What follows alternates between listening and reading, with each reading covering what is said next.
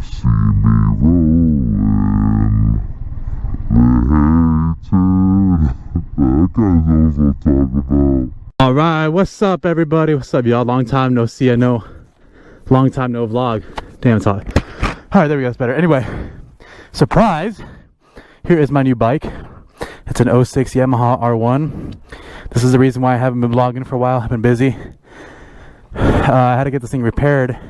There's one thing that was wrong with it. It was well, there's two things, but there was the starter motor was the number one thing, and then, damn, I can't breathe. I can't breathe. Anyway, so yeah, there's a starter motor that was wrong with it, so it wouldn't even start on me. Like, it died on me, and then the coolant reservoir had a crack in it, so it was leaking. So I had to get that fixed as well.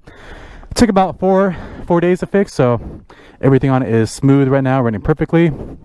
As you can see, it's super smooth. Looks really nice, doesn't it? So anyway, that's why I haven't been vlogging for you guys. And yeah. All right, so it's good to be back. Good to be riding again, man. I couldn't stop thinking about riding when I didn't have this baby. I just wanted to ride it so bad. I just got this thing, and like the next day it pretty much broke down on me. Good thing I was pretty much already at work. I'll tell you guys what happened. So I'll tell you actually how I even got the bike. That's probably what you guys are wondering. So I sold the Kawasaki, and I sold that thing pretty damn fast. And I sold it fast because, well, it was clean title. It was running extremely well. There wasn't any, like, there was like pretty much no cosmetic damage to it whatsoever. And it had kind of a lot of miles, but not really. It had 30K, but it was maintained extremely well. I just got new tires for it. I got an oil change for the bike, and then also a chain adjustment, and then the chain was cleaned as well. And I had all the receipts for it, so I show, you know, that was one of the main things that I listed on the bike, is that I had, you know, taken care of it maintenance wise, and even the guy before me had taken care of it pretty decent maintenance wise. So it sold relatively quick, within like a week. And after I used that money, and then I bought this bike, I did have to pay. I didn't sell it for the full price of this, so I did have to use some out of cash. And like, I had a funny bike, a funny microwave. Anyway, so I did have to pay some out of pocket cash for this bike.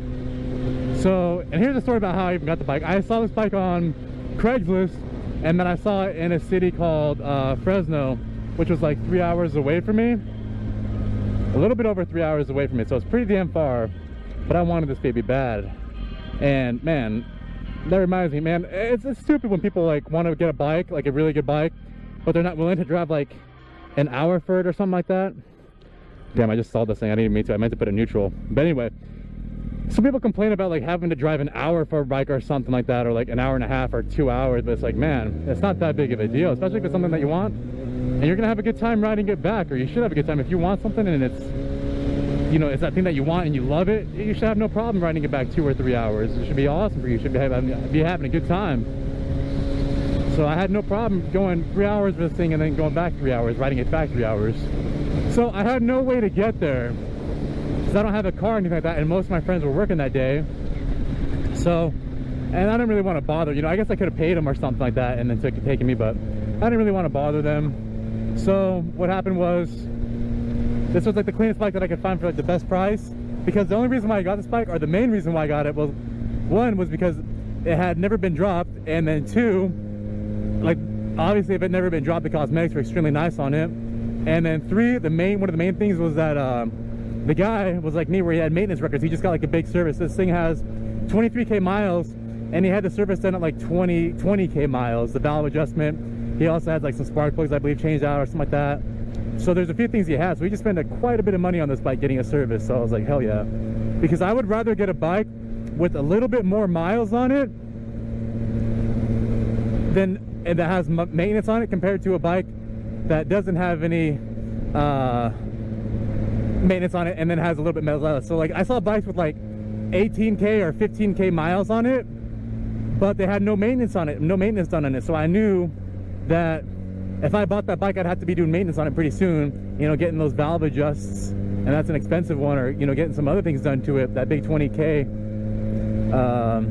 tune up on it. So that would have cost me a lot more money in the end. But it sucks anyway, because like I told you, I had to get this bike fixed. There's something wrong with it. Anyway, so let's continue on with the story. So I went up to Fresno. You're probably wondering how did I even get there? I just said 3 hours away. I had no transportation to get there. Well, I took an Uber. I used Uber to get there for like 100 miles, because Uber will only go about 100 miles.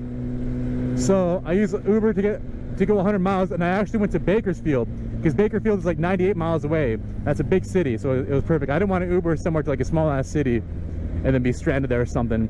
But not only did it go to Bakersfield, which is a big city, but there's also a train station in Bakersfield. So from Bakersfield, I took the train, and I took the train to Fresno.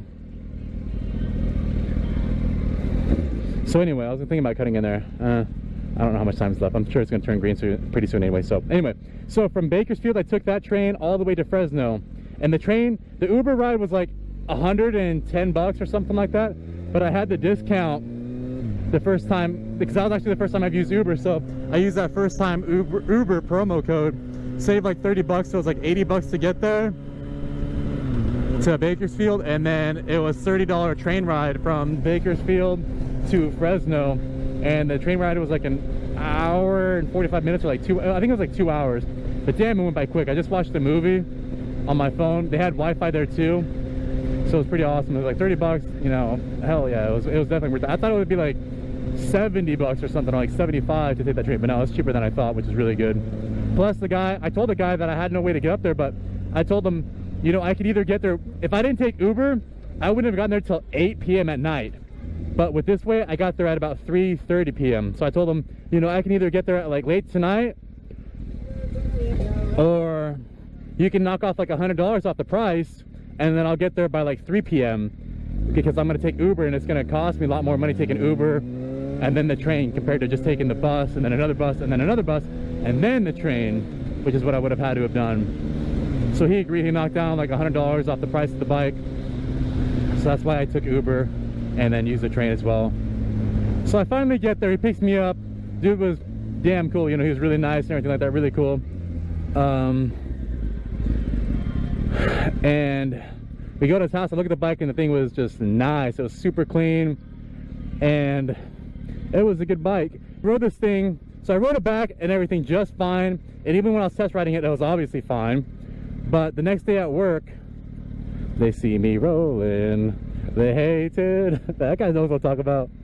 Anyway, I rode it the next day to work just fine. But right as I'm about to pull into the parking lot, the bike dives on me at a stop sign, like right across the street from the parking lot. And I was like, what the hell is going on? Like, I was stopping, and then like the bike just like died on me. So I tried to start it back up, of course, and the damn thing would not go back up no matter how hard I tried. I tried to push start it, to jump it like that, but damn, the thing would not go. I just kept on trying over and over and over, and then I had to hurry up and go to work. Otherwise I would have been late. So I was all day at work. I was just like looking up things, what could possibly be wrong with it. Like, why would it all of a sudden just die on me when I'm coming to a stop? And I couldn't figure out the problem. So after work, I thought maybe I go and it'll start right up or something like that. Who knows? But unfortunately, that didn't happen. I spent about 30 to 45 minutes trying to push start the thing. I mean, I was like super sweaty. I was all out of breath. It was bad. It was like some kind of like football conditioning or workout conditioning. That's how bad it was. I was like sweating and like totally out of breath. My shirt was soaked. And I finally got it started because one of my coworkers helped me jump start it. So we jump started it, and then I made it home just fine. But I had to get gas. The thing was out of gas, so I had to go to the gas station, got gas for it, and then the bike died on me right as I was about to fill it up. I went to Costco to fill it up, of course, since I was going to Costco for my gas. So there's long ass lines. So then I don't know what I was thinking, but I turned off my bike for like a second, and I tried to start it back up, and then yeah, I had no luck. So I had to like push it up to like the gas pump, and then I also had to, after I was done getting gas, it still wouldn't start up, so I had to like push it over to the parking lot area, and then I had to ask like a couple people for jump starts. Like I asked one guy for jump start, and then he helped me out, but it just wouldn't start. And then I asked another guy with like a bigger vehicle. Like the first guy I asked had like a little Volkswagen or something, like a Jetta. And then the second guy I asked had like a big like Toyota Tundra or something like that. So after about 10 minutes the bike started. And plus the guy who helped me jump start it on the Tundra had like a nice ass CBR. He was showing me pics of it and everything like that. He was a really cool dude. So anyway, I finally got the bike started and went back home. Next day I took it to the shop. I had to jump start it again, but the second time, the next day, I was able to push start it. My very first time try, I push started. I was like so excited. I was like, oh my god! I was like, hell yeah! I was like, oh yeah, baby! I was just super happy though. I got it started. So I took it to the bike shop, and yeah, I had to get the thing needed a new starter motor, which was super expensive, and then they also, I guess when they were fixing the starter motor, there was another thing like the coolant reservoir or something like that was cracked, so they had to replace the coolant reservoir bottle or whatever, and then they also had to put new coolant in it. And I just got the bike back today, and I'm super excited. I'm so excited, and I just can't hide it.